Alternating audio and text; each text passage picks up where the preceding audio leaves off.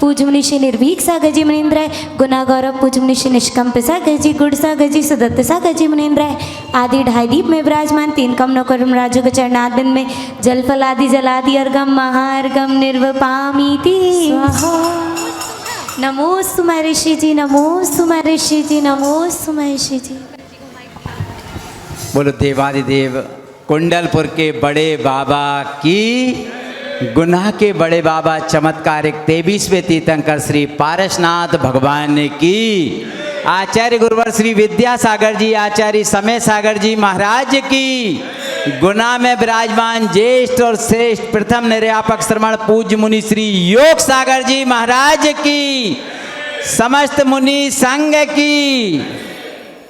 वास्तव में गुनावासियों का तीव्र पुण्य का योग है, जो कि गुना नगर में परम तपस्वी पूज्य मुनि श्री योग सागर जी महाराज संघ सहित चातुर्मास करके हमें पुण्य लाभ अर्जित कराने का सौभाग्य प्राप्त करा रहे हैं। धन्य हैं। और आज वैसे भी हमारे गुना नगर में नागपुर महाराष्ट्र से पूरी प्रबंध कारिणी समिति एवं निर्वाण समिति पधारी है।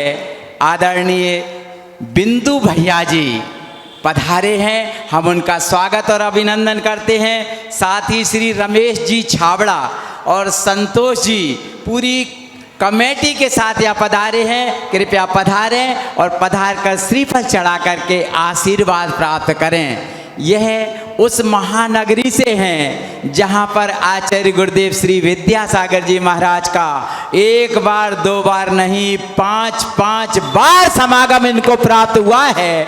ऐसी महान धार्मिक नगरी से आप पधारे हैं। सारे लोग पूज्य महाराज श्री से आशीर्वाद प्राप्त करने संतशाला में हैं।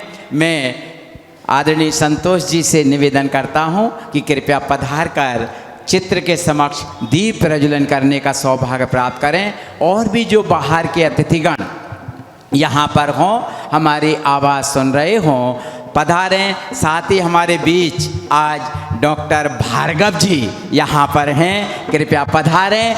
विश्वास जी डॉक्टर साहब श्रीफल चढ़ा करके आशीर्वाद प्राप्त करें और चित्र के समक्ष दीप प्रज्वलन करने का भी सौभाग्य प्राप्त करें।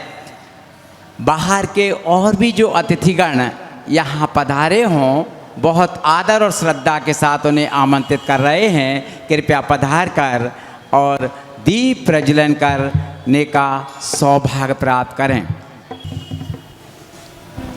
दीप से दीप जलाते चलो, दीप से दीप जलाते चलो, ज्ञान की गंगा बहाते चलो, ज्ञान की गंगा बहाते चलो। राह में आए जो दीन दुखी, राह में आए जो दीन दुखी, सबको हृदय से लगाते चलो। जिनवाणी जगमैया जन्म दुख मेट दो, जिनवाणी जगमैया जन्म दुख मेट दो, जन्म दुख मेट दो, मरण दुख मेट दो, जिनवाणी जगमैया जन्म दुख मेट दो। बाहर से यदि कोई महिलाएं भी पधारी हों तो उन्हें भी हम सादर आमंत्रित करते हैं। कृपया पधारें और महाराज श्री को शास्त्र दान करने का सौभाग्य प्राप्त करें। चलते हैं। पूज्य निरोग सागर जी महाराज हमारे समक्ष विराजमान हैं और कार्तिकेय अनुप्रेक्षा नामक महान ग्रंथ, उसमें भी असरण भावना चल रही थी। पूज्य महाराज श्री के पावन चरणों में सत सत नमोस्तु अर्पित करते हुए प्रार्थना करते हैं, अपनी अमृतमयी वाणी से हमें ज्ञान अर्जित कराने की कृपा करें। नमोस्तु महाराज श्री, नमोस्तु महाराज श्री, नमोस्तु महाराज श्री। नमोस्तु पौर्वाणिक स्वाध्याय वेलायां श्रीमत्श्रुत भक्ति कायुत्सर्गम करोम्यहम्। तिहुवण तिलयम देवम वंदिता तिहुवणिंद परिपूज्यम, बोच्छम अणुपेहाओ भवे जनानंद जननियो। देवादिदेव मूलनायक श्री चिंतामणि पार्श्वनाथ भगवान की, चतुर्विंशति तीर्थंकर भगवंतों की, आचार्य प्रवर्षी स्वामी कार्तिकेय महामुनिराज की, संत शिरोमणि आचार्य भगवंत गुरुदेव श्री विद्यासागर जी महामुनिराज की, परम पूज्य आचार्य प्रवर्षी समय सागर जी महामुनिराज की, ज्येष्ठ श्रेष्ठ निर्यापक क्षणमुनि श्री योग सागर जी महामुनिराज की, तीन कम नवकोटि महामुनिराजों की, पूज्य निरोग सागर जी महाराज की, समस्त मुनि संघ की। कल अपन ने पूज्य ज्येष्ठ महाराज से असरण भावना के बारे में उपसंहार के रूप में सुना होगा कि संसार में इस जीव को धर्म के अलावा, सम्यक दर्शन ज्ञान चारित्र के अलावा, रत्नत्रय के अलावा और कोई दूसरा शरण नहीं है। एकमात्र धर्म है। अब वो धर्म कई प्रकार का होता है। अहिंसा लक्षण रूपी धर्म होता है, 10 लक्षण रूपी धर्म होता है, बत्थु सहाहो धम्मो, वस्तु का जो स्वरूप है उस रूप वह धर्म होता है, और जीवाणम रक्षणम धम्मो, जीवों की रक्षा रूप धर्म होता है। धर्म को विविध रूप से, विविध दृष्टि से अपन देख सकते, ले सकते हैं। बस धर्म जीवन में है तो आप संसार को कम कर रहे हैं, और यदि धर्म से दूरी है तो समझ लो संसार से अभी बहुत निकटता अपन सबकी है। तो ऐसा कल अपन ने उपसंहार के रूप में अंतिम गाथा में पूज्य महाराज जी के द्वारा सुना होगा कि एकमात्र खमादि भाव जो है आत्मा के, वो जीव को शरण है, वो संसार से दूर रखते हैं, 84 लाख योनियों में भ्रमण से बचाते हैं, और तीव्र कसाय जो आत्मा की तीव्र कसाय रूप परिणाम है वही क्या करते हैं, हणदि अपेण, आत्मा का घात करते हैं, संसार को बढ़ाते हैं। तो इस असरण भावना का, अनित्य भावना का सार क्या निकला? यही निकला कि जीवन में ये सब जो दिखाई देने वाला विजुअल मतलब वर्ल्ड है, दृश्य जगत है, ये सब क्या है? एक माया है, मिथ्या है। जो ये है वैसा नहीं है, और जो है वो दिखाई देता नहीं है। समझ गए? आचार्य पूज्यपाद महाराज ने समाधि तंत्र में यही गाथा लिखी कि अचेतन मिदम दृश्यम मदृश्यम चेतनम तथा क्वा रुष्यामी क्वा तुष्यामी माध्यस्तोयम भवाम्यता। मतलब इतना जितना भी दिखाई देने वाला जगत है, अचेतन मिदम दृश्य, ये सब अचेतन पुद्गल की माया है। ये सब जो दिख रहा है कि फलाने चंद है, फलानी है, ऐसा है, ये क्या वो हम हैं? नहीं है। ये तो यहीं मिला हुआ शरीर और यहीं मिट्टी में मिल जाएगा, लेकिन परिचय इसका है। जिसकी ड्रेस है उसी का एड्रेस है।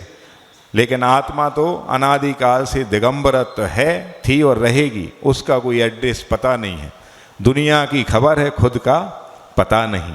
ऐसे लापता हैं अपन, फिर भी अपने एड्रेस को बड़ा छाप के लिखते हैं कि फलाने चंद की कोठी है, ये फलाने चंद का निवास है।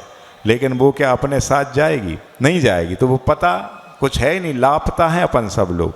अभी तक अपना जो पता होना चाहिए उसको ढूंढने के लिए, उस ठिकाने को प्राप्त करने के लिए हमने कोई आज तक प्रयास किया ही नहीं है। जब आचार्य महाराज से पूछा गया कि मतलब धर्म की परिभाषा आप 2 शब्दों में प्रकट करें, तो आचार्य महाराज भी बड़े पहुँचे हुए ज्ञानी महाराज थे और त्वरित जवाबी थे। माने इतने कम समय में धर्म को 2 शब्दों में परिभाषित कर देना और किसी के बस की बात नहीं थी। तो आचार्य महाराज से जब उस सज्जन ने प्रश्न किया कि आचार्य महाराज आप धर्म को 2 शब्दों में परिभाषित कीजिए, तो आचार्य महाराज बोलते हैं जो आज तक अच्छा लगा, जो आज तक किया, वो सब अधर्म, और जो आज तक अच्छा नहीं लगा, आज तक नहीं कर पाए, वो है धर्म। क्यों? यदि हमने धर्म कर लिया होता तो आज हम संसार में नहीं होते, हम भी आज मुक्त हो गए होते संसार से। तो ऐसे 2 टूक शब्दों में धर्म की व्याख्या करने वाले आचार्य महाराज अपन सबको मिले हैं, और उन्होंने धर्म को जो चारित्र रूप से खुद अंगीकार किया और उस पर हम सबको चलने के लिए प्रेरित किया। ऐसे उन आचार्य महाराज की ही असीम अनुकंपा है कि आज इस धर्म नगरी गुना में धर्ममय वातावरण बना हुआ है। ना वो होते, ना हम लोग होते, और ना आप यहाँ बैठे होते। तो ये भावनाओं का पढ़ने का सार यही है कि जैसे जैसे ये भावनाएं आगे बढ़ती जाएंगी, वैसे वैसे हमें संसार की अनित्यता को जानना है।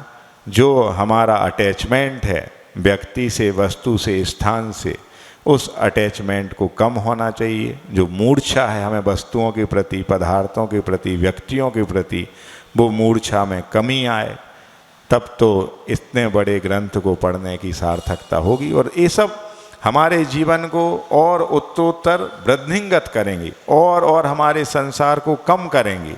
और यदि हम इन भावों को नहीं भा रहे हैं, हम अपनी जेंटलमैनशिप नहीं क्रिएट कर रहे हैं, तो स्वाभाविक है कि हम दुर्जन तो हैं ही। अच्छा नहीं लगता किसी को दुर्जन कह दें, लेकिन काम एक ऐसे नहीं है जो सज्जन की कैटेगरी में आते हो। बताओ, फिर भी यदि कोई दुर्जन कह दे तो बुरा लगता है। दुर्जन नहीं होते भैया, तो ये जो कुगतियाँ हैं इनमें भ्रमण क्यों कर रहे हो? तो जो पंचम गति है उसमें क्यों नहीं चले जाते मोक्ष गति में? इन चारों गतियों में भ्रमण कर रहे हैं, इसका मतलब हमारे अंदर दुर्जनता विद्यमान है। यदि सज्जनता आ जाती तो हम अपने उस सत्स्वरूप को, जो स्वीकार रूप है, उसको हम प्राप्त कर लेते। आज तीसरी भावना का नंबर है, संसार भावना है। इसको अपन पढ़ते हैं 42 गाथाओं में ये भावना पूरी होगी। तो आज इस भावना की प्रथम गाथा का अपन उच्चारण करते हैं। संयुक्त 32वीं और 33वीं गाथा है। इन दो गाथाओं से संसार अनुप्रेक्षा की भावना भा रहे हैं। एकम च यदि शरीरम अन्नम गृह्णेदि नौनवम जीवो पुणु पुणु अन्नम अन्नम गृह्णति मुंचेदि बहुवारम एवं जम संसरणम नाना देहेषु होदि जीवस्य सो संसारो वर्णदी मिच्छ कसाये ही जुत्तस्य। क्या कह रहे हैं? एकम चैदि शरीरम, माने एक शरीर जो है उसको चैदि यानी त्याग करता है। ग्रहण गृह्णेदि नवनवम जीवो, और नवीन नवीन शरीर को यह जीव ग्रहण करता, धारण करता है। पुणु पुणु अन्नम अन्नम, और पुनः पुनः अन्न अन्न शरीर को क्या करता? गृह्णति मुंचेदि बहुबारम, ग्रहण करता है और छोड़ता है। कितनी बार? बहुत बार। यही तो होता है। अभी बताएंगे संसार किसे कहते हैं। तो ये जो जीवन मरण है, नवीन शरीर को धारण करना, पुराने शरीर को छोड़ना, इसी को क्या बोलते हैं? संसरणम इति संसारा, यानी ये संसरण करना, ये परिवर्तन करना। और वो दूसरे शब्दों में 5 प्रकार का भी बताया, द्रव्य, क्षेत्र, काल, भाव और भव। ऐसा 5 परावर्तन रूप भी संसार आप सबने पूर्व महाराजों से सुना होगा। इतने लगातार 5 साल से चतुर्मास मिल रहे हैं, और एक से एक धुरंधर महाराज के चतुर्मास मिल रहे हैं, ज्ञानी ध्यानी विद्वान महाराजों के, है ना। तो हमें तो कभी कभी लगता है कि हम वहाँ बैठें और आप लोगों को यहाँ बैठा के आपसे वाचना सुने, क्योंकि आपने एक साथ इतने महाराजों को सुन लिया, और हमने अभी तक केवल आचार्य महाराज को सुना है या महाराज जी को सुन रहे हैं। बस 2-4 लोगों को ही सुना है, और आप इतने सारे महाराजों के अनुभव एक साथ अपने में गुम्फित किए हैं। तो मन तो करता है कभी कभार ऐसा, पर ये संभव नहीं लगता है ना। होता ऐसा हो सकता क्या? नहीं हो सकता, पर हम ही बोलेंगे क्या करें, है ना। तो वो कह रहे हैं कि संसरणम इति संसारा, मतलब संसरण करना ही संसार है। एवं जम संसरणम नाना देहेषु होदि जीवस्य, इस प्रकार से यह नाना देह में जीव के संसरण करना। सा संसारा भण्यते, माने उसे ही क्या बोलते हैं? संसारो भण्यति, यानी संसार कहते हैं। और मिच्छ कसाय जुत्तस्य, मिथ्यात और कसाय से युक्त होने के कारण ही ये सब संसार चल रहा है। जिसने मिथ्यात को समाप्त कर दिया, जिसने कसायों को जीत लिया, समझ लो उसने संसार को जीत लिया। और संसार को क्यों कहें? हमें संसार को नहीं जीतना है, हमें तो अपने आप को जीतना है। वो कहते ना, किसी भजन में गाते हैं कि दूसरों की जय के पहले खुद की जय करें। हैं? हमको ऐसी शक्ति देना कि हम मन विजय करें और दूसरों की जय के पहले खुद की जय करें। जय मतलब वो नहीं कि आचार्य विद्यासागर महाराज की जय और ज्येष्ठ निर्यापक मुनिराज की जय, वो वाली जय नहीं। जय मतलब जीतना। तो किसको जीतना है? संसार को नहीं जीतना। एक से एक धुरंधर आए, चक्रवर्ती आए, 6 खंड के अधिपति हो गए, सिकंदर आया वर्तमान काल में, मुगलों ने साम्राज्य किया, अंग्रेजों ने 200 साल शासन किया, सबको जीता, लेकिन खुद को नहीं जीत पाए तो क्या जीत है? समझ गए ना? तो दूसरों की जय के पहले खुद की जय करें। तो यदि ऐसा हो जाता तो खुद की जय करना मतलब कि जो अनादिकालीन आत्मा कर्मों से बंधी हुई है, उस कर्म के बंधन से मुक्त करना ही आत्मा को सच्ची जीत है, और तभी जय जयकार है। किसकी? खुद की। तो ये मिथ्या आप सब जानते हो। समीचीन जो धर्म है उसको उस रूप में नहीं मानना, अयथार्थ श्रद्धा न करना, या सच्चे देव शास्त्र गुरु के अलावा और सब देवी देवताओं को पूजना मन से, वचन से, काय से। हमने कई बार देखा कि अपन गाड़ी चलाते हैं, कहीं भी कोई मड़िया दिखी, कहीं भी कोई वृक्ष दिखा, ये बहुत अंधा मोड़ है, यहाँ बहुत एक्सीडेंट होते हैं, तो वहाँ हारन बजा देना, सिर को ऐसा झुका लेना। समझ गए? ये जो आम मान्यता है, पर आप ये नहीं सोचिए कितना बड़ा मिथ्यात्व का पोषक है। हाँ, सिर किसके आगे झुकाया जाता है? जिन्होंने अपने आप को जीत लिया हो। जयति इति जिना, जिनने अपनी आत्मा को, इंद्रियों को जीत लिया, वो जिन हैं। और जिन के मानने वाले कौन हैं? जैन हैं। और जैन होके और ये करते, और एक तरफ कहते चूंकि लोकतंत्र है भारतवर्ष में और उसका स्लोगन है सर्वधर्म संभाव, धर्म निरपेक्षता। उसका मतलब ये नहीं है।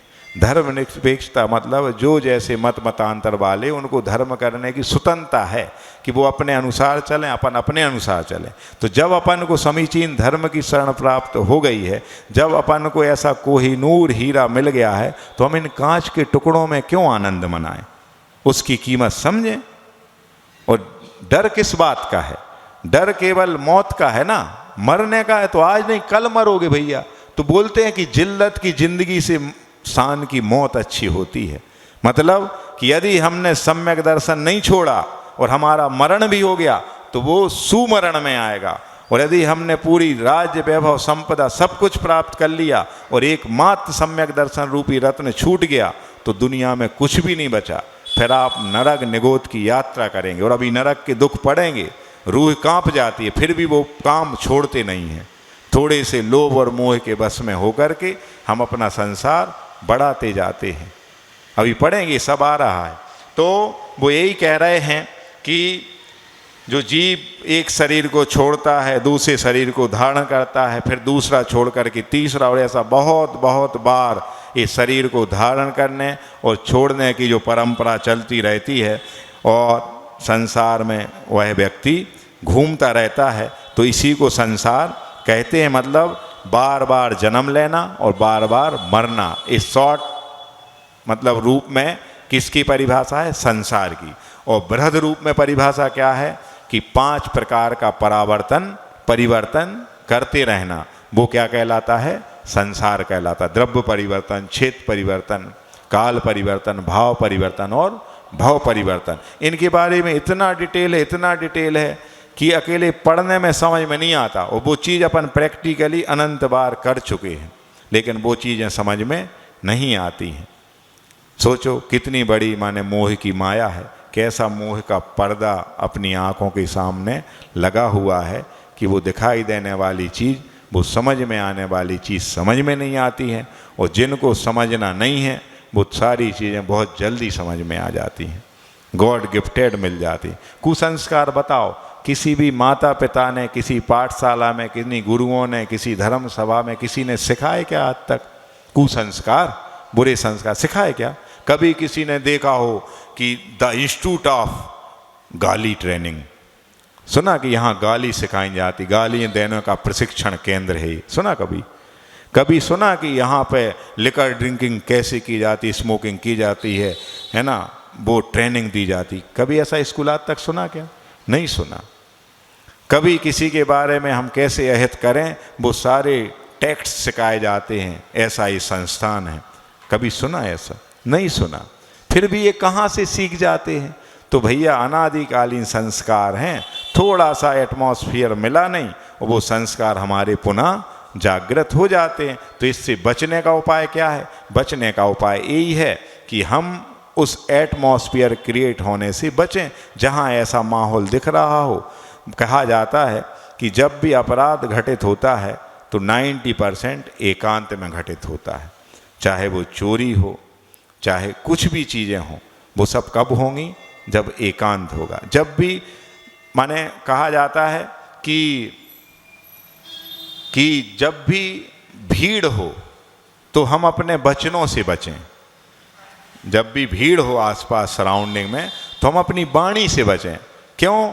थोड़ा सा भी किसी को कुछ बोल दिया और पता चला उसके अनुरूप नहीं हुआ तो तुरंत झगड़ा तैयार हो जाता है। कोई आज के समय में किसी की सुनना चाहते नहीं है, चाहे वो बेटे हों, चाहे बेटियां हों, चाहे बहू हो, है ना, कोई भी हो, किसी दूसरे की, बड़ों की सुनना भी नहीं चाहते। भीड़ में हमेशा सावधान किससे रखें?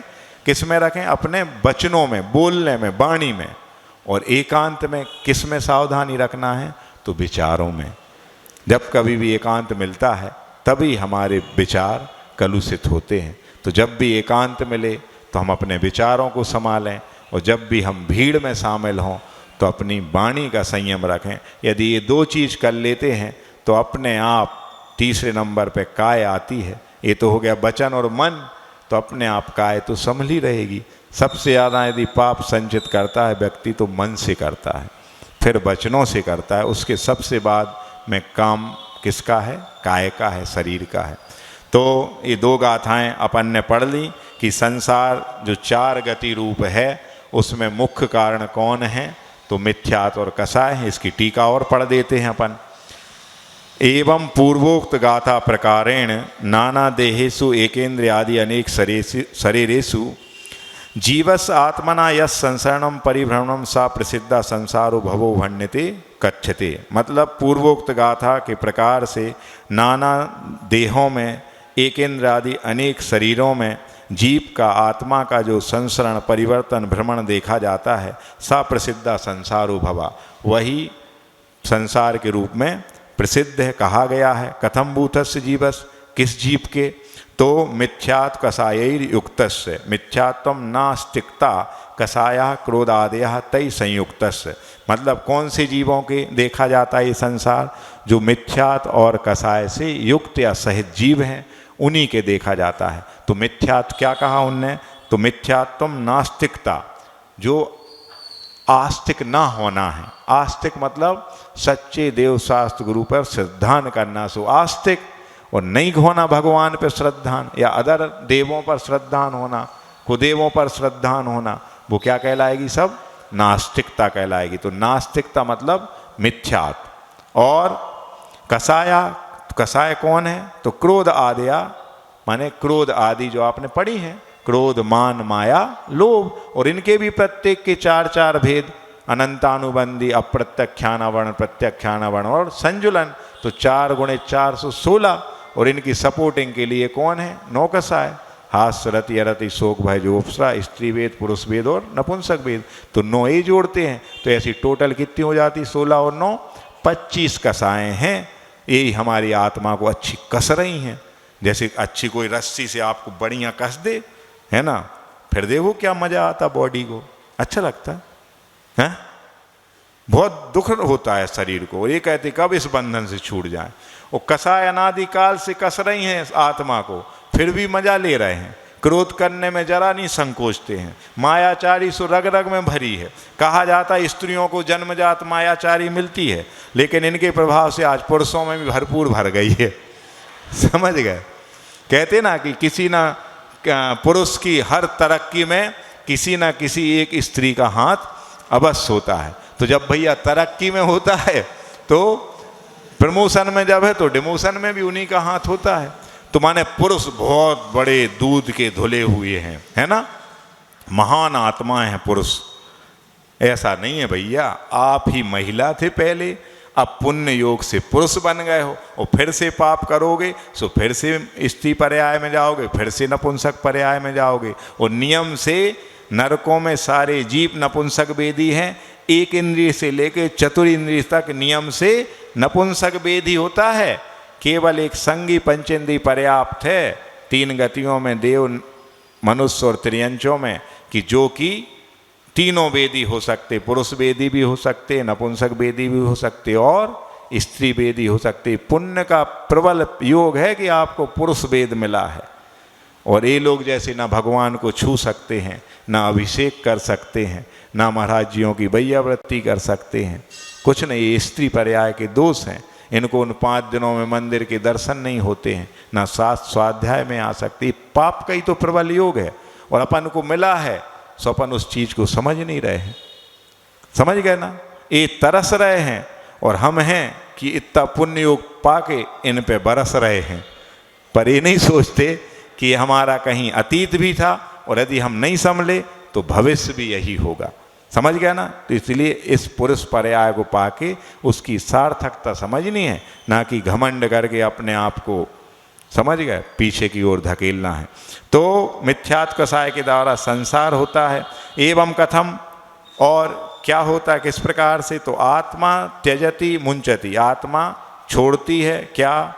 एकम शरीरम पूर्व कर्म उपात्तम शरीरम, पूर्व कर्म के उपात से मतलब पूर्व कर्म किए थे तो उससे एक शरीर को यह आत्मा छोड़ती है और फिर क्या करती है? तो अन्यत अपरम उत्तर भव संबंधी नवम नवम भवे भवे नूतनम नूतनम गृहणाति अंगीकरोति पुनः पुनः अन्यत अन्यत शरीरम बहुबारम गृहणाति मुंचति चा।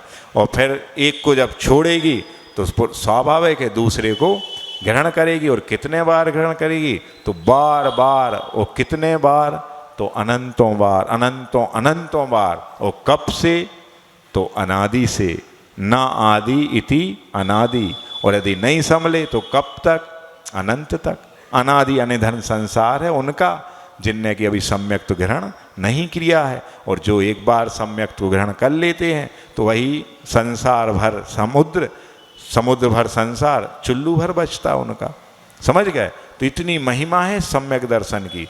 शैलाड़ाकार ने भी मोक्ष महल की प्रथम सीढ़ी, है ना, प्रथम सोपान माना है। किसको? सम्यक दर्शन को। और कुछ नहीं करना सम्यक दर्शन में, ना आपको कोई ये करना है कि बहुत बड़े व्रत उपवास करना है, ना आपको एक खूब पहाड़ चढ़ना है, ना एक ही आप सुबह से आओ शाम को मंदिर से वापस जाओ, ना एक ही आपको बिल्कुल लकड़ी के पाटा पे सोना है, ना एक ही आपको वस्तु का त्याग करना है, कुछ भी नहीं करना। बस सच्चे देव शास्त्र गुरु हैं, वही एकमात्र शरण है, उनसे बढ़कर कोई दूसरी शरण संसार में नहीं है। यह जो दृढ़ विश्वास अंदर से है कि संसार के सारे प्रलोभन एक तरफ और हमारा सम्यक दर्शन एक तरफ, फिर भी हम यदि डिगे ना उससे तो समझ लो हम अनंत संसारी नहीं हैं, बिल्कुल निकट संसारी हैं, निकट भव्य हैं। बहुत जल्दी हमारी मुक्ति होने की संभावना है यदि हम नहीं डिगे। कुछ भी आ जाए, कितना भी अपने घर में बीमारियां चल रही हों, कितना भी व्यापार में घाटा लग रहा हो, कितने भी अपने विरोधी प्रबल रूप से खड़े हो रहे हों, अपने सगे ही पराये हो रहे हों, फिर भी एकमात्र देव शास्त्र गुरु की शरण, सच्चे देव शास्त्र गुरु की यदि शरण रखे हो आप, तो ये सब विपरीत परिस्थितियां भी एक दिन आपके सपोर्ट में हो जाएंगी। और यदि आप दिग्भ्रमित हो गए तो फिर तो और कितना भटकना है पता नहीं। आप समझ गए? ये सभी शास्त्र कह रहे हैं। तो ये तो संसार हो गया कि बार बार शरीर को ग्रहण करना और उस शरीर को छोड़ना, ये संसार है। अब वो कह रहे हैं संसार क्या है? तो चतुर्गति रूप जो संसार है उसका वर्णन करेंगे। तो सबसे पहली गति आती है नीच गति, कौन सी? नरक गति। तो 6 गाथाओं के द्वारा अथ नरक गतौ महद दुखम गाथा सटकेन उट्टीकते, मतलब यहाँ आप 6 गाथाओं के द्वारा नरक गति का वर्णन विस्तार से कर रहे हैं कार्तिकेय महाराज। तो अपन सबसे पहले 34वीं गाथा जो नरक के बारे में बता रही है। पाव उदयन नरे जायदि जीवो सहेदि बहु दुखम पंच पयारम विविहम अणोभवम अन्य दुखे ही। क्या कह रहे हैं कि पाप उदयन मतलब पाप कर्म के उदय से नरे जायदि नरक में वह जीव जाता है। और क्या होता वहाँ पे? सहेदि बहु दुखम, बहुत प्रकार के दुखों को वहाँ सहन करता है। फिर क्या होता है? पंच पयारम यानी 5 प्रकार के विवियम अणोभयम और विविध प्रकार के, और कैसे? अणोभवम यानी अनुपम। एक तरफ अपन कहते समूषण अपने आप में अनुपम है, ये जो विशाल पाषाण का मंदिर बना है ये अनुपम है, माने जिसकी कोई उपमा नहीं दी जा सके, उसको क्या बोलते हैं? अनुपम। तो यहाँ वो नरक के दुखों को भी क्या कह रहे हैं? अणोभवम, यानी वहाँ अनुपम दुख है, मतलब उस गति में जैसे दुख हैं वैसे दुख कहीं पर नहीं है, इसलिए अनुपम कहते हैं। अनुपम का मतलब दोनों अर्थों में लगाना, एक अच्छे रूप में भी अनुपम यानी ना कोई दूसरा हो उस जैसा, और एक बुरे अर्थों में भी कि वहाँ जैसा कहीं पर दुख नहीं है। तो ऐसे अनुपम विविध प्रकार के 5 प्रकार के क्या हैं वहाँ पर? दुख हैं, अन्य दुखे ही। और ये 5 तो उनने मुख्य रूप से बांट दिए, और कितने प्रकार के हैं उनका वर्णन जिह्वा से करना संभव नहीं है।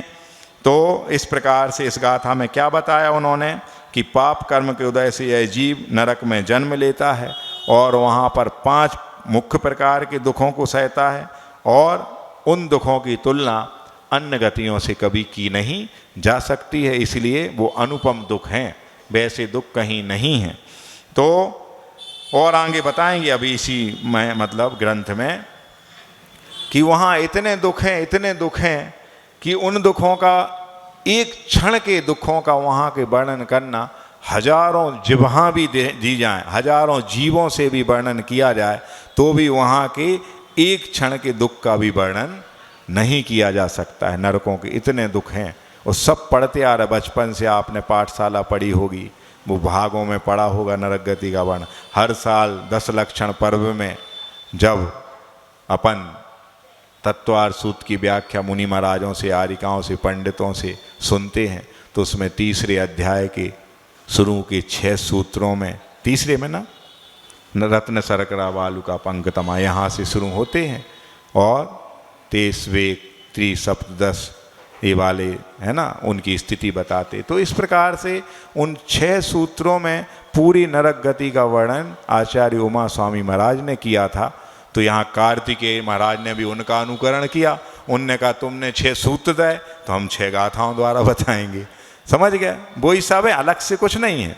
तो जाके उन्होंने बताया कि वहाँ पर 5 प्रकार के दुख हैं, तो कौन से मतलब दुख हैं, और उन्होंने ये बताया है कि कौन से लोग हैं जो कि नरक गति में जाते हैं। तो यहाँ पर बताया है कि जो बहुत ज़्यादा हिंसा करता है, वैसे तो तत्वार सूत्रकार ने क्या बताया कि वहवारम परिग्रहत्वम नारकस्यायुषा, मतलब बहुत आरंभ और बहुत परिग्रह ही क्या है? नरक गति के आश्रव के कारण है। अब आपसे पूछना चाहूँगा, आरंभ किसे कहते हैं? आरंभ, अब कोई नया बच्चा होगा जिसने कभी आगमिक बातें पढ़ी नहीं है तो वो कहेगा आरंभ मतलब शुभारंभ, स्टार्टिंग, है ना। कोई भी चीज़ को शुरुआत करना उसको आरंभ कहते। लेकिन आगम में आरंभ की परिभाषा क्या बताई? बताओ, कुछ तो बोलो। जितने भी काम हैं जिनके करने से पाप लगता है उनको क्या बोलते हैं? आरंभ। समझ गए? और परिग्रह क्या कहलाता है? जिन पदार्थों को लेकर के, व्यक्तियों को लेकर के, स्थान को लेकर के हमारे मन में मूर्छा के भाव, अटैचमेंट के भाव, ममताओं के भाव, मेरी तेरी के भाव, मारी थारी के भाव जागृत होते हैं, उन सब भावों को कहते हैं परिग्रह। कोई वस्तु विशेष का नाम परिग्रह नहीं है, उन वस्तुओं के प्रति जो अटैचमेंट है उसका नाम परिग्रह है।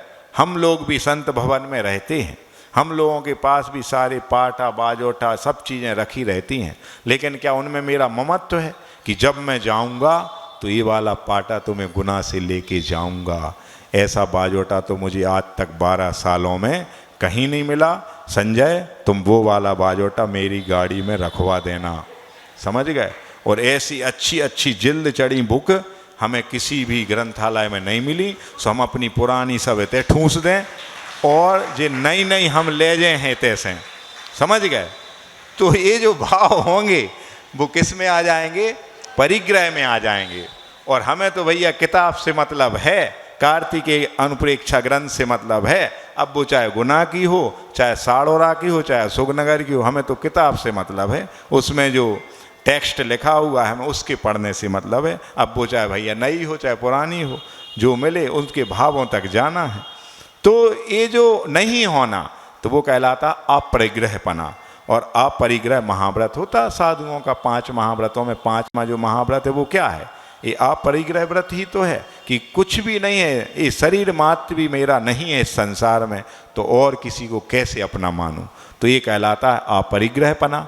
और ये जैसे आपके जीवन में भी आ सकता, मगर कैसे आएगा, जो आप लोगों के लिए परिग्रह परिमाण व्रत बताया है वो आप कर लो कि जब हमारा 10 जोड़ी कपड़ों में काम चल रहा है तो हम क्यों 1000 रखे रहें, क्यों 200 सूट से वो अलमारी भरी रहे। जब हमारा काम 5 किलो सोने में चल रहा है तो हम क्यों 50 किलो की मूर्छा रखें। 5 किलो है किसी के पास, 100 ग्राम तो जुड़ नहीं रहा आज के समय में, 1 लाख रुपया तोला है, समझ गए। और तमन्ना है कि कम से कम 50 किलो सोना हमारे जीवन में हो जाए। एक मकान में हम रह नहीं पा रहे हैं, 2 प्राणी हैं, 20 घर का मकान है, 20 कमरों का, 10-10 प्लाट रले हैं, फिर भी चाय है कि अभी और एक बंगला के हिसाब से, कोठी बनाने के हिसाब से बढ़िया 1-2 एकड़ का भी मेन एवी रोड पे खरीदना है अभी, समझ गए। ये तमन्नाएं हैं। खा नहीं पा रहे हैं कोई भी चीज़, शुगर पेशेंट हैं लेकिन दिन रात दुकान पे बैठे हैं। हम मंदिर आएँ चाहे नहीं आएँ, हम वो पड़गाहन की प्रक्रिया देखें नहीं देखें, हम आहार दें नहीं दें, लेकिन दुकान तो भैया 8 बजे खुलना चाहिए। का सब बांध के संगे तो ले जाने, जो धर्म का काम को तई धरे रहें, वे भगवान तई बैठे रहें, जे महाराज तई बोलत रहें, लेकिन वो जो हम जो कमा रहे हैं वो तो हम संगे ले जाएं। ऐसे सुबह 8 से रात के 10 बजे तक पूरी नाड़ हिल रही है, पूरे बिल्कुल पूरे शरीर के अंगोपांग कांप रहे हैं, लेकिन वो मूर्छा कम नहीं हो रही है। सोचो, गवर्नमेंट भी 60 या 62 ईयर में रिटायर्ड कर देती है, और आज हम दुकानदार हो के मालिक हो गए, वो तो नौकर होते, लेकिन हम मालिक होकर भी नहीं छोड़ पा रहे, हम रिटायरमेंट नहीं ले पा रहे। आज नाती पोती संती पंथी तक हो गए, 4-4 पीढ़ी हम देख रहे एक साथ। उसके बाद भी अभी दादाजी ने परदादाजी ने दुकान पे जाना बंद नहीं किया, आज भी पूरा मेंटेनेंस रखते हैं। सोचो ये क्या है, ये सब नरक में जाने की तैयारियां हैं। कहा गया है कि जिन व्यक्तियों के लिए मंदिर, महाराज और जिनवाणी दूर लग रही है, समझ लो वो नरक के पास जा रहे हैं। और जिनको यहाँ आने के लिए बहुत लालायपन रहता है, ललायत रहते हैं कि कब वो सुबह हो और हम 3 लोग के नाथ के दर्शन पूजन के साथ दिन की शुरुआत करें, कब वो 8:30 बजें और वो हम गुरु महाराज की पूजन में शामिल हो जाएं, कब वो 5 कम 9 बजें और हम वो जिनवाणी का अमृत पान करें, कब वो 2:30 बजे बजें और हम सरवार सिद्धि की उस क्लास में बैठें और सरवार सिद्धि जाने की तैयारी करें। हमें सरवार सिद्धि की आकांक्षा नहीं है, लेकिन वो तो ये सब अच्छे काम करोगे तो अपने आप शुभ का बंध होगा, पुण्य का योग होगा, और ये सब पुण्य से ही तो मिला है, समझ गए ना। तो कहाँ हम इस अनुपम मनुष्य जीवन को वैसे ही काम कर रहे हैं। कैसे काम कि हमें बर्तन मांजने के लिए राख चाहिए थी, राख बची नहीं, सो हमने चंदन की लकड़ी उठाई और उसको जला लिया और राख मिल गई और उसे बर्तन मांज रहे। कितना बड़ा मूर्ख होगा महाराज जी, वो ऐसा करता है क्या कोई। अब वो नहीं भी अपन ही आए समझ गए ना। अपन इस बहुमूल्य मनुष्य पर्याय, चंदन क्या हीरा क्या, इससे बड़ा कोई हीरा है ही नहीं जो अपन को मिला है। और उसको ऐसे ही पंचेंद्रिय के विषयों में, भोगों में, दुकानदारी में, परिवार में, पता नहीं कब किसकी जिंदगी समाप्त हो जाती है और चले जाते अपन पाप कमा के। जब हमने ये जन्म पाया था जब पूर्व जन्म में पुण्य किए थे, खूब खूब सच्चे गुरुओं की आराधना की थी, खूब देवशास्त्र गुरु की वैयावृत्ति की थी, खूब दान दिया था, तब जाके ये सब वैभव विलासिता की सामग्री मिली थी। और उसको पा करके क्या हो गए, आज गाफिल हो गए, सब भूल गए हम क्या करने आए थे हरि भजन को, और ओढ़ने लगे कपास। ऐसा ही हो रहा है कि कहाँ ये दुर्लभ मनुष्य पर्याय मिली थी कि हम इससे और अपने इस अनादिकालीन कर्म बंधनों को काटेंगे और मोक्ष की यात्रा को और आगे बढ़ा लेंगे। लेकिन हुआ उल्टा कि मोक्ष से जितने निकट आ गए थे, यहाँ आके और इतने पाप कमाए कि अब नरक और निगोद की ओर जाने की ओर हैं, और अभी भी नहीं चेत रहे। सबसे बड़ी बात तो ये है कि अभी भी हम परिग्रह को परिग्रह नहीं मानते। हर आदमी हिंसा को हिंसा मान लेता है, हर आदमी झूठ को झूठ मान लेता है, चोरी को चोरी समझ लेता है, और कुशील को कुशील समझता। लेकिन आज तक किसी ने परिग्रह को पाप माना ही नहीं है। खूब पूजा पढ़ते हैं 10 लक्षण में, लोभ पाप को बाप बखाना, है ना, आस आपास महादुखदानी, सुख पावे संतोषी प्राणी। कई जनों के तो नाम भी संतोष रहते, समझ गए। तो यथा नाम तथा काम होना चाहिए। संतोष नाम है तो जीवन में संतोष आए, शांति लाल नाम है तो जीवन में शांति आए, वरना नाम शांति प्रसाद और काम कर रहा है ज्वाला प्रसाद का। हर पल नाक पे गुस्सा है, और ये गुस्सा ही क्या है, कसाय है। और कसाय यानी नरक संसार, मिथ्यात यानी क्या, नरक संसार, पर नहीं समझ पा रहे। तो यहाँ वो यही कह रहे हैं कि जो हिंसा करता, झूठ बोलता, दूसरे के धन का हरण करता, दूसरे की माँ बहनों को बुरी निगाह से देखता, सदाचरण नहीं करता, परिग्रह में आसक्ति रखता है, बहुत अधिक मात्रा में लोभी है, क्रोधी है, मानी है, कपटी है, समझ गए, और दिन रात धन के संचय में लगा है, अपने मुख से कठोर वचन बोलता है, दूसरे की चुगली करने में ही उसे आनंद आता है, और साधुओं की निंदा करता है, हमेशा खोटी बुद्धि रखता है, किए गए उपकार को नहीं मानता है, कृतघ्नी है, और थोड़ी सी बात पे शोक करने लगता है, दुख करने लगता है, मरने मारने की बात करने लगता है, अपने खुद के आत्मघात की सोचता है, सुसाइड करने की सोचता है। तो वो सब व्यक्ति कहाँ जाता है, नियम से नरक में जाता है। वो अपना रिजर्वेशन करा रहा है। जैसे आप ऑनलाइन रिजर्वेशन करा लेते ना, तत्काल में खिड़की खुली नहीं, तुरंत बुकिंग हो गई। तो ऐसे ही तत्काल रिजर्वेशन अपन यहाँ इस मनुष्य पर्याय से करा रहे हैं। कौन सी गाड़ी में जाने के लिए, नरक गति में जाने के लिए रिजर्वेशन चल रहे लगातार, और अपन खुश हैं इस बात को लेकर के कि हमने अपना रिजर्वेशन करा लिया है। पर आप ये नहीं सोचते कि यहाँ तो कुछ भी दुख नहीं है। जितने भी बच्चे सुसाइड करते हैं, पढ़ाई के चक्कर में आके डिप्रेशन में आते हैं और अपने इतने बहुमूल्य जीवन का घात कर लेते, वो ये नहीं सोचते यहाँ कितना सा दुख है भैया, वहाँ तो इतने दुख हैं, वर्णन की अभी करेंगे कार्तिकेय स्वामी महाराज, पढ़ते अपन आगे पढ़ते हैं। तो अब वो 5 प्रकार के दुख कौन से, उनका वर्णन यहाँ पर कर रहे 35वें नंबर की गाथा में। असुरोदीरे दुखम शारीरम मानसम तहा विविहम खित्तुभवम च तिब्बम अन्नोन्कयम च पंचविहम।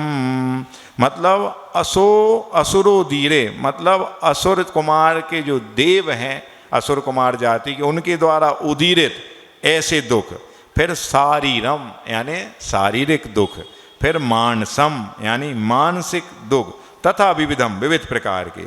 फिर खित्तुभवम यानी क्षेत्रोद्भवम यानी क्षेत्र जनित, वहाँ का क्षेत्र ही ऐसा है, वहाँ की मिट्टी ऐसी है, वहाँ पानी तो है ही नहीं, लेकिन वो खून और पीप से भरी हुई वैतरणी नदी है। वहाँ के ऐसे कटीले नुकीले पत्तों वाले तलवार की धार जैसे वह सेमर के वृक्ष हैं, समझ गए। वहाँ की घास बिल्कुल जैसे अपनी सुई होती ना, तीक्ष्ण नोक वाली वहाँ की घास है। ऐसे क्षेत्र जनित दुख है वहाँ पर। चौथे प्रकार का पहला हो गया असुर कुमार जाति द्वारा दिए गए दुख, उकसाने वाले दुख। दूसरे नंबर पर शारीरिक दुख, वहाँ पर ऐसा शरीर मिला है तो वो दुख मिलता रहता उससे। और एक मानसिक दुख है कि वो चाहते तो अच्छा करना है, लेकिन लाख चाहने की बाद भी अच्छा नहीं हो पाता है, एक क्षण के लिए भी सुख प्राप्त नहीं हो पाता, तो वो मानसिक दुख की वहाँ होता। फिर एक क्षेत्रोद्भव, मतलब वहाँ का क्षेत्र ही ऐसा है, एटमॉस्फेयर ही ऐसा है कि वो कभी सुख दे ही नहीं सकता, दुख ही दुख देगा। और अंत में चा तिब्बम क्या अन्योन्यकयम, और तीव्र जो दूसरों अन्य के द्वारा जो दिया जाने वाला, एक दूसरे को देखते हैं और देखते ही साथ उनकी कसाएं भड़कने लगती हैं। आप लोगों ने सुना होगा कि जिस माँ ने हमें मनुष्य भाव में आँखों में काजल लगाया था, वो नरक में पहुँच जाते दोनों माँ बेटे, तो वो बेटा क्या सोचता है, तुमने उस जन्म में हमारी आँखों में मतलब आँखें फोड़वे के लाने काजल लगाओ, तो हमें कितनों दुख होत, तो कितनी आँखों में जलन होती, वो तुम जानबूझ के काजल लगाती थी। अब लो बेटा, और वो जाके गरम गरम सलाइयों को उसकी आँखों में ठूंसता है वह बेटा। समझ गए? जो सबसे प्रिय व्यक्ति होता है इस जन्म में, वही प्रबल शत्रु। वहाँ कोई मित्र तो है ही नहीं, वहाँ सब एक दूसरे के शत्रु हैं। और बची कुची घसर रहती है, सो असुर कुमार जाति के जो अम्बावरीश नाम के देव हैं, वो 30 से नरक तक भड़काने पहुँच जाते और ऐसा कहते, जे यहाँ है जी, इन्हें तुम भूल गए का, इनने ऐसा करो तो पकड़ो इनको, तो और उनको तीव्र कसा उत्पन्न होती, इतना भिड़ाते हैं। तो समझ लो, इस मनुष्य पर्याय को पाकर के जो ऐसा काम कर रहे हैं, जिनको दूसरों की चुगली करने में, दूसरों को आपस में लड़ाने में बहुत मज़ा आता है कि देखो बेटा क्या हाल करवाए तुम्हारे, समझ लो, तो वो नियम से क्या उन नरकों के दुख भोगने जाएंगे। तो 5 प्रकार के दुख कौन कौन से हो गए? पहला असुर कुमार जाति के द्वारा उकसाने वाला दुख, दूसरा शारीरिक दुख, तीसरा मानसिक दुख, चौथा क्षेत्रगत दुख, वहाँ की क्षेत्र ही ऐसा है, और अंत में परस्पर में लड़ने वाला जो अन्योन्य है ना, अन्य के द्वारा जो दुख प्रदान होता है। इस प्रकार से 5 प्रकार के दुख जो हैं वो कहाँ पर होते हैं? नरकों में होते हैं। और ये जो असुर कुमार जाति वाला, वो तो कहाँ तक होगा? केवल 30 से नरक तक वो जा सकते। बहुत बड़ा आनंद आता उनको, इतने कलह प्रिय होते हैं ये असुर कुमार जाति में भी। कौन से? अम्बावरीश नाम के देव, कि उनको शांति से, माने उनकी रोटी न पचे, रोटी नहीं खाते, वरना भाई कोई कल पूछ भी आ जाए प्रश्न, महाराज जी कहाँ से पढ़ दो आपने कि देव रोटी खात? उनके कंठ से तो अमृत झरता था, अभी तक ये सुना था। आप बड़े पंडित बन रहे, रोटी खुआ रहे देवों हो, ये देव का वर्णवाद नहीं है क्या? बता रहे हम तो उदाहरण के लिए कि जैसे अपन को बिना किसी की चुगली करे रोटी नहीं पचती है, ऐसे जब तक वो अम्बावरीश नाम के जाति के देव उन नारियों को आपस में न लड़ा लें तो उनको भी चैन आराम नहीं मिलता है। मगर वो 30 से नरक तक ही जा सकते हैं, उसके आगे उनको अलाउ नहीं, उतनी क्षमता उनके पास नहीं है। तो इस प्रकार से बार बार उनको इतनी पीड़ा होती है। शारीरिक पीड़ा कैसी होती है? तो उनके शरीर के टुकड़े टुकड़े हो जाते हैं, लेकिन जैसे पारा मरकरी है कि वो बूंद बूंद में अलग अलग हो जाएगा, लेकिन ज्यों करेंगे तो फिर से इकट्ठा हो जाता है। इसी प्रकार पारे की तरह उनका वह वैक्रियक शरीर, अशुभ वैक्रियक शरीर पुनः क्या हो जाता है? जुड़ जाता है, और उनका मरण नहीं होता। क्योंकि आपने तत्वार सूत्र के दूसरे अध्याय के अंतिम सूत्र में पढ़ा है क्या? औपपादिक चरमोत्तम देहा संख्येय वर्षायुषा नपवर्त्यायुषा, मतलब औपपादिक जन्म वालों का कभी भी अकाल में मरण नहीं होता। तो नारकी का जन्म उपवाद जन्म है, देवों का भी उपवाद, तो ये कभी अकाल में नहीं मरेंगे। कोई इनको सूट नहीं कर सकता, कोई इनको जहर भी खिला दे वो अमृत बन जाएगा, समझ गए? अकाल मरण नहीं होगा इनका। तो जितनी आयु कम से कम 10,000 ईयर और मैक्सिमम 33 सागरोपम आयु नरकों में मिलती है। तो इतने दुख वहाँ भोगने पड़ते, शारीरिक हो गए, कभी अकाल मरण नहीं होगा।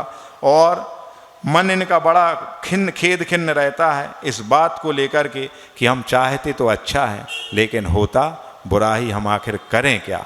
तो ये मानसिक दुख होता है इनको। और क्षेत्रगत कैसे हैं? तो नरक प्रारंभ के 5 नरक, और 5 में भी लास्ट वाला हिस्सा छोड़ दें, उसके 3 भाग करें तो अंतिम भाग को छोड़ करके 5 में नरक तक गर्म ही है वहाँ प्रदेश, बहुत गर्मी। कितनी गर्मी पता है? कि यदि सुमेरु के बराबर पर्वत के बराबर मेटालिक कोई पर्वत हो, वो यदि उन नरकों में डाल दिया जाए तो विदिन सेकंड पूरा मेल्ट हो जाएगा, पिघल जाएगा। बिल्कुल पानी पानी हो जाएगा। और 5वें के अंतिम भाग से लेके 6वें और 7वें इतने शीत है, कोल्ड, इतनी कोल्डनेस है कि यदि वही पिघला हुआ वह धातु का सुमेरु पर्वत के बराबर लिक्विड उन 5वें नरक के अंतिम भाग से 7वें नरक के बीच में डाल दिया जाए तो विद इन सेकेंड पूरा ज्यों का त्यों सॉलिड हो जाएगा। वो इतनी तीव्र गर्मी, इतनी तीव्र ठंडी कहाँ पड़ती है? नरकों में। और एक शख्स भी यहाँ नहीं बैठा होगा जो नरक नहीं गया हो या नरक से नहीं आया हो। सब अपन वहाँ के दुख भोग के आ गए। और यहाँ थोड़ी सी गर्मी होती है, थोड़ी सी ठंड पड़ती है, सो अब भैया हमारा ठंड में तो पूजा को त्याग है, डॉक्टर ने भी मना करी है ना। और अब भाई कछू को कछू हो जाए, जैसे हम भैया 4 महीना त्याग करें रे, उतने की ठंड की इतनी सहन करके आ गए। और यहाँ माने 5 डिग्री और 2 डिग्री में अपन इतने कूल रहे। भैया उपाय इतने, कुछ भी करके आ जाओ, अच्छे कपड़े पूरे पहन के आओ, लोअर इनर पहनाओ, और भैया 8:30 या 9 बजे आ जाओ, 10 बजे 11 बजे आ जाओ, लेकिन मंदिर तो नहीं छोड़ो, पूजन अभिषेक तो नहीं छोड़ो। पर छोड़ देते हैं तो वो दुख याद करें हम वहाँ के। तो इतनी हो गई क्या, क्षेत्रगत हो गई। और वहाँ के वृक्ष कैसे होते, तो पत्ते उनके तलवार की धार जैसे होते हैं। वो चाहता है कि मैं बहुत थक गया हूँ, थोड़ी सी छाँव में बैठ जाऊं, और ज्यों बढ़िया वहाँ लेटता है और झट से वो पत्ते गिरते हैं, फिर से उसके टुकड़े टुकड़े कर देते, फिर जुड़ जाता है। फिर उसको बहुत प्यास लगती, कितनी प्यास लगती, इतनी प्यास लगती कि पूरे सागरोपम जितने भी सागर हैं समुद्र पर्यंत पूरा जल भी पी जाए तो भी उसकी प्यास ना बुझे, इतनी प्यास, पर एक बूंद पानी की नहीं मिल रही। समझ गया। और वो जाता है कि ये नदी तो बह रही है, तो इसमें जाके हम थोड़ी दाह को शांत कर लें, थोड़ी प्यास बुझा लें। तो देखता हूँ वहाँ खून और पीप से भरी हुई कीड़े क्या तिल मिला रहे हैं। और उस भूमि की ऐसी सड़ांध है उस मिट्टी की कि इस वर्तमान अपने जम्मू क्षेत्र में यदि वो डाल दी जाए तो कितने कितने किलोमीटर तक वहाँ के जीव मर जाएंगे उसकी गंध से, सड़ांध से। इतनी दुर्गंधित क्षेत्र हैं। तो ये क्षेत्रगत वहाँ पर दुख हैं। और भी बहुत सारी चीज़ें, अब कितनी बताएं यहाँ पर। और क्या है, और कौन सा हो गया क्षेत्रगत के बाद? अंतिम कौन सा हो गया? आपस में एक दूसरे से वो देखते ही साथ ऐसे क्रोध उनका जाग जाता है और बस वो लड़ते। और उनका कैसा शरीर, पृथक विक्रिया नहीं करते, इस शरीर के ही उनके हाथ ही तलवार बन जाएंगे, ये हाथ ही मुदगर बन जाएगा। और वो अपृथक विक्रिया के द्वारा विभिन्न रूप बनाते रहते हैं। वैक्रियक शरीर का काम ही है भिन्न भिन्न प्रकार की विक्रिया करना। तो वो अशुभ विक्रिया ही करते हैं। जैसे देव शुभ विक्रिया करते प्राय करके, इनका अशुभ वैक्रियक शरीर होता है। तो ये सब ऐसा होता रहता है। तो आज के लिए इतना ही पर्याप्त है, समय अपना हो गया है। तो इन सब दुखों को पढ़ करके हमें क्या करना है? अपने मन में ये ठानना है कि जितनी जितनी हमारी मूर्छा है पर पदार्थों के प्रति, धन के प्रति, बाल बच्चों के प्रति, घर के प्रति या अपने गांव के प्रति, वो मूर्छा धीरे धीरे कम हो, आसक्ति कम हो। और बहुत आरंभ और बहुत परिग्रह वाले काम कौन से कहलाते हैं? जिनसे बहुत ज़्यादा पाप होता है। पोल्ट्री फार्म में अपना पैसा इन्वेस्ट करना, स्लाटर हाउस में हमारे नाम से तो नहीं है, लेकिन हमारा वो मित्र है तो हमने उसको 20% शेयर किया हुआ है। समझ है। मछली पालन के लिए दे रहे हैं, बीज बेच रहे हैं। और सबसे मेन आज के समय में कीटनाशक, इल्ली मार, है ना, क्या पेस्टिसाइड बेच रहे हैं जैन होकर के। शुद्ध संकल्प हिंसा कर रहे, शुद्ध बिल्कुल नरक में जाएंगे, कहीं और स्थान है और निगोद भी जा सकते। तो ऐसे कोई काम ना करें। जैसे ये मैदा मिल आदि भी होती हैं, तो अब ऐसा घुना हुआ है गेहूँ खरीद लिया, अब उसमें असंख्यात तिरुला हो गए, असंख्यात इल्लियाँ उस सूजी में हो रही उत्पन्न, फिर भी उसी का व्यापार कर रहे, उसी की प्रोडक्शन मिल है, फ्लोर मिल है। तो ऐसे काम नहीं करो भैया। जब कम में गुजारा चल सकता है तो आसक्ति अधिक की क्यों?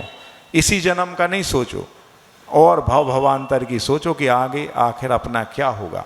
और परिग्रह को केवल रख लेना परिग्रह नहीं है, उसके प्रति जो मूर्छा है, सब कुछ होने के बावजूद भी हमारे उसको भोगने के भाव नहीं बन रहा है, हमारे दान देने के भाव नहीं बन रहा है, तो वो गाढ़ मूर्छा है, वो सबसे बड़ा परिग्रह है। तो जितना कमाते हो उस रेशियो से भैया दान देते जाओ तो नरक नहीं जाओगे, अन्यथा कोई नहीं रोक सकता। नरक की सीट सब पक्की कर रहे, क्योंकि परिग्रह को कोई पाप मानते नहीं हो। और परिग्रह को पाप नहीं मानोगे तो उनने कहीं नहीं कहा कि झूठ बोलने से जाते हैं, लेकिन सबसे ज़्यादा परिग्रह करने से, क्योंकि तत्वार सूत्रकार ने बहुत आरंभ और बहुत परिग्रह ही मुख्य कारण, और भी सपोर्टिंग कारण हैं, लेकिन मुख्य कारण ये दो ही है, मिथ्यात्व और कसाय का तीव्र उदय, संक्लेश परिणामों के साथ मरना, बहुत कसाय करना जीवन में, हमेशा दूसरे के बारे में बुरा सोचना, साधुओं की निंदा करना, आपस में लड़ाना भिड़ाना, ये सब नरक आयु के आश्रव के कारण हैं। बोधि समाधि परिणाम शुद्धि, स्वात्मोपलब्धि शिव शोक सिद्धि, चिंतामणिम चिंतित वस्तुदाने त्वाम बंद मानस ममास्तु देवी। बोलो द्वादशांग जिनवाणी माता की। वास्तव में हम पुण्यशाली हैं कि महाराज श्री का निरंतर सानिध्य प्राप्त कर रहे हैं। 31 तारीख को अतिशयकारी पारसनाथ भगवान जी का निर्वाण महोत्सव का महान दिवस है। हम पूज्य मुनि संघ के सानिध्य में इस महा महोत्सव को मनाने का सौभाग्य प्राप्त करेंगे। आगामी समय में बहुत सारे कार्यक्रम हैं। मुनि श्री के दीक्षा दिवस का कार्यक्रम भी हम मनाने का सौभाग्य प्राप्त करेंगे। इसी पवित्र भावना के साथ